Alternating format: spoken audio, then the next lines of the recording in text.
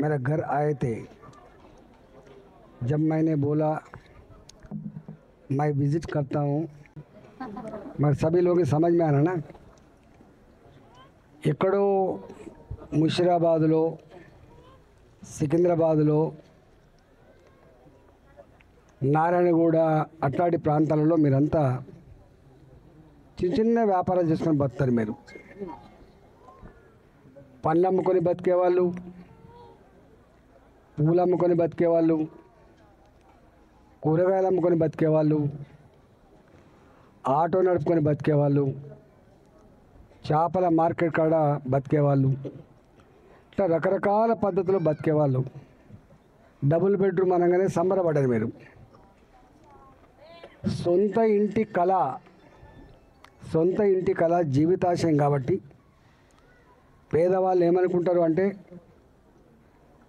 నేను అనాథ మనిషి లెక్క ఉండద్దు, చనిపోతే కూడా అనాథ లెక్క ఉండద్దు అనేటువంటిది కోరుకుంటారు.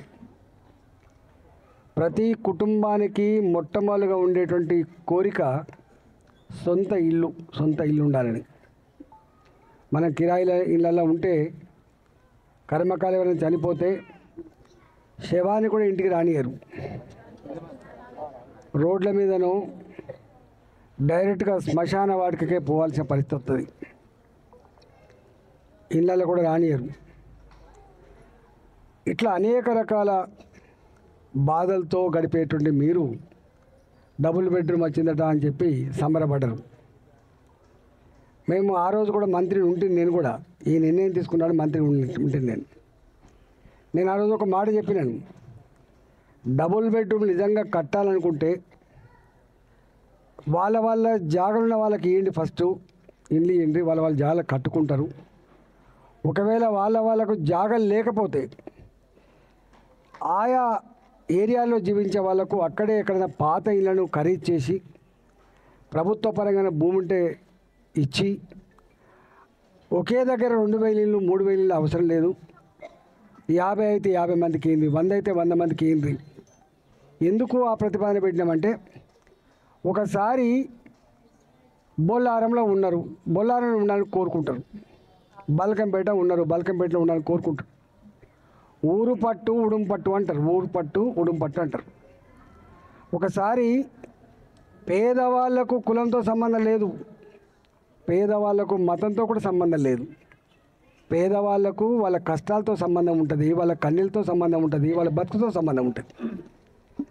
కాబట్టి అక్కడే కట్టి ఇస్తే వాళ్ళకు ఆ పాత సంబంధాలు అట్లే ఉంటాయి, పాతగా బతికే పద్ధతి కూడా అట్లే ఉంటుంది అని.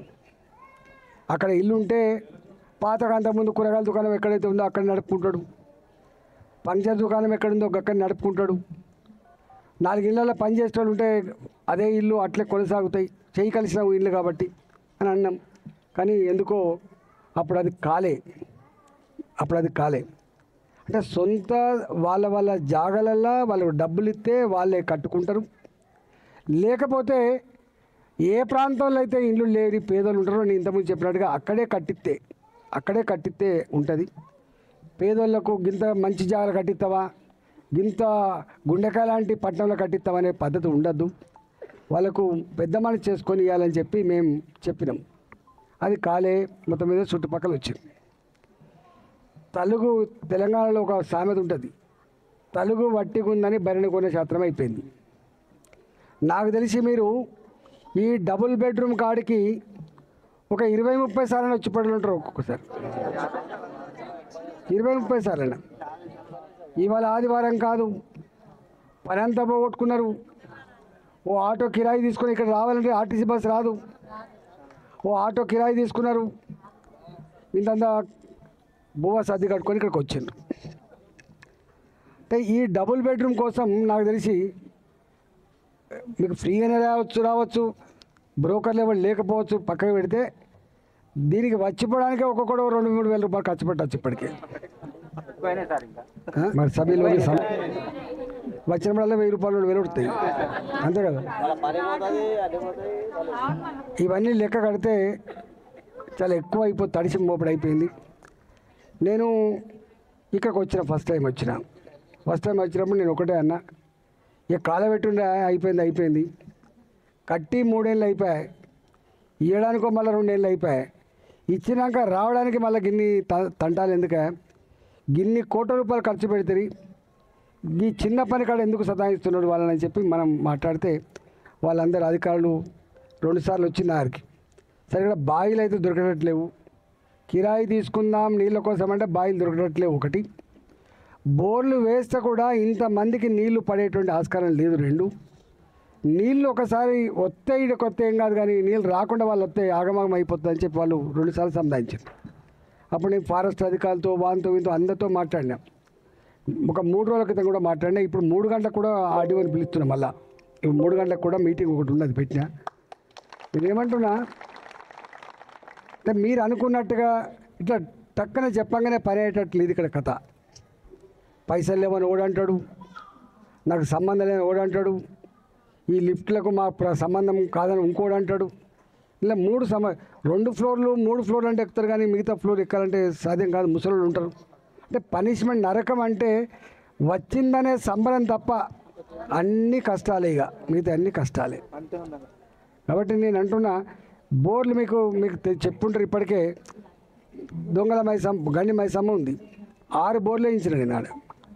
ఎక్కడెక్కడైతే డబుల్ బెడ్రూమ్లో ఉన్నారో పాపం వాళ్ళకు ఈ బాధలు లేవు, వాళ్ళు కొంచెం సీనియారిటీ ఉన్నది, వాళ్ళు కొంత ఆక్రమించుకున్నారు కాబట్టి వాళ్ళకు నీళ్ళ కనెక్షన్ వచ్చింది, ఎస్టీపీ కొంత కనెక్షన్ వచ్చింది, లిఫ్ట్లు జర పనిచేస్తున్నాయి. కాబట్టి ఎక్కడైతే జిహెచ్ఎంసీ పరిధి ఉన్నదో అక్కడక్కడ కొంత సమస్య లేదు, కానీ జిహెచ్ఎంసీ బయట ఎవరైతే ఉన్నారో వాళ్ళకి సమస్య ఎక్కువ ఉంది. నేను అంటున్నా, మా దగ్గర ఒక 30-40 లక్షలు ఇచ్చి ఏదైనా పని చేయించడానికి ఏం బాధ లేదు, ఎందుకంటే నా దగ్గర కూడా ఉంటే పైసలు ఎంపీ లాడి కింద ఉంటుంది కాబట్టి ఇస్తా.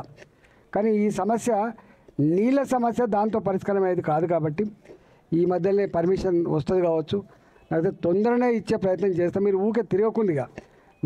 నేనేమంటున్నా, మీ దాంట్లో గ్రూపులు ఉండొద్దు.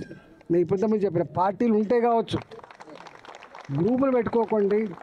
బ్రోకర్ లెక్క కాకుండా ఒక 2-3 నాకు అప్పచెప్పండి. నేను ఎవ్రీడే వాళ్ళకు ఏమేమి పని జరుగుతుందో నా దగ్గర పెట్టుకొని నేను పని చేయించి మీకు సమాచారం ఇచ్చి చేర్పిస్తా. కానీ లేకపోతే ఏంటంటే ఎంపీ గారు కూడా వచ్చిండు, 2 సార్లు వచ్చిండు, రేపు 3వ సారి వస్తాడు అనేటువంటి అపనమ్మకం ఏర్పడితే మంచిగా ఉండదు. మాలాంటి వాళ్ళైనా మాట ఇస్తే మాట కట్టుబడి ఉండాలని కోరుకుంటాం మేము, అది అమలు కావాలని కోరుకుంటాం తప్ప ఇది ఇట్నే నానాలనేటువంటి పద్ధతి కాదు. రెండోది, మాకు ఈ మిమ్మల్ని తిప్పితే కూడా మాకు మంచిగా అనిపించదు. మీకు ఒక కిరాయి ఇవాళ 1000 రూపాయలు కాదు, మీ పని కూడా పోతుంది, 1000 రూపాయల పని కూడా పోయేటువంటి ఆస్కారం. అంటే వచ్చినప్పుడల్లా 2,500-3,000 రూపాయలు ఖర్చు పెట్టుకునే పరిస్థితి అది టెన్షన్ ఉంది. కాబట్టి ఈ లిఫ్ట్లది ఒకటి, ఈ ఎస్టీపీ 2, మూడవది అన్నిటికంటే ముఖ్యమైనది తాగే నీళ్ళు 3. వీటి కోసం నాకు ఆయన చెప్పండి ఇంకొక 1 మంత్ పడుతుంది సార్ అని చెప్పిండు. నేనన్నా ఎక్కడైనా మిగిలితే ఇటుకల్లో ఒక టెంపరీ పైప్ లైన్ ఏవా, ఎందుకంటే వర్షాకాలం కాబట్టి. ఎండాకాలంలో అయితేనేమో నీళ్ళ సమస్య ఎక్కువ ఉంటుంది, వాడకం కూడా ఎక్కువ ఉంటుంది. వర్షాకాలంలో ఇంత వాడకం ఉండదు కాబట్టి కొంత ఇక్కడ సేవింగ్ చేసి కొంత డైవర్ట్ చేయి. ఆ ఫారెస్ట్ పర్మిషన్లు ఇప్పుడు దిక్కుమలే వచ్చేంత వరకు అని చెప్పినాం. ఇవాళ 3 గంటలకు మళ్ళీ ఒక మీటింగ్ పెట్టినా, మళ్ళీ కలెక్టర్తో కూడా మాట్లాడి ఏదైనా చేసే పని చేస్తా అని చెప్పి మీకు మాటిస్తున్నాం. అన్నిటికంటే బాధ అనిపించేది, ఇవాళ వస్తారు, వచ్చిన తర్వాత మళ్ళీ ఇంతకుముందు తలుగు పట్టుకుందని బరిని కొన్నట్టుగా మళ్ళీ మీరు అదే అక్కడికే ముషిరాబాద్ పోవాలి. ఇక్కడ ఏం లేదు, ఎడారి లెక్క. ఇక్కడ నేను చాలా ఇక్కడ చూసిన దూరం ఇసిరేసినట్టు కట్టబడ్డ డబుల్ బెడ్రూమ్ ఇళ్లల్లో ఉన్నవాళ్ళు ఇవాళ ఏదో డీసీఎం వస్తుంది, ఏదో ఆటో వస్తుంది, వాడిని ఎక్కించుకొని పోయి ఎక్కడో అడ్డ మీద కూలీగా పనిచేయడము, లేకపోతే ఏమైనా వ్యవసాయ పనులు ఉంటే పత్తి తినడానికి పోవడము, లేకపోతే చిన్న పనులకు పోతున్నారు. ఇది పెద్ద సమస్య ఉంది. నాకు తెలిసి అంటే మీరు వస్తారు ఇక్కడ ఉంటారు కానీ మళ్ళీ మీరు పనుల కోసం అయితే అటే పోవాలి, అదో పెద్ద పనిష్మెంట్. రోజు పోవడానికి 1 గంటన్నర, రావడానికి మళ్ళీ 1 గంటన్నర, అది కూడా టెన్షన్ అయ్యేటువంటి ఆస్కారం ఉంది. ఆ బాధ ఉంది.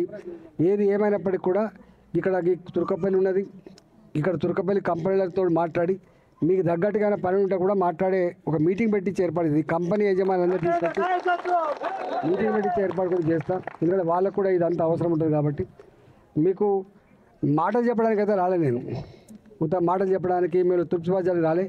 తప్పకుండా ఉన్నంతలో జల్దీ చేసే ప్రయత్నం చేస్తాను. ఎందుకంటే మంత్రి లేడు, ఇక్కడ ఎవరు లేరు, పట్టించుకున్న నాదు లేడు. కాబట్టి ఉన్నంతలో నేను ఒక్కనే ఉన్నా. ఇప్పుడు నేను మా లీడర్లు కూడా వచ్చిండ్రు, మా విక్రమ్ రెడ్డి గారు వచ్చిండ్రు, మా బుద్ధి శ్రీనివాస్ గారు వచ్చిండ్రు, అందరి పట్టుకొచ్చిన మా సురేష్ రెడ్డి గారు వచ్చిండ్రు, మా లీడర్ స్థానిక నాయకులు కూడా గిరి అందరు వచ్చిండ్రు. ఏంది ఇక మీకు మీ చెన్నారావు గారేమో ఈ డబుల్ బెడ్రూమ్లు అందరికీ, నేను ఇప్పటికీ అన్ని డబుల్ బెడ్రూమ్లు అక్కడికి పోయి వచ్చినాను.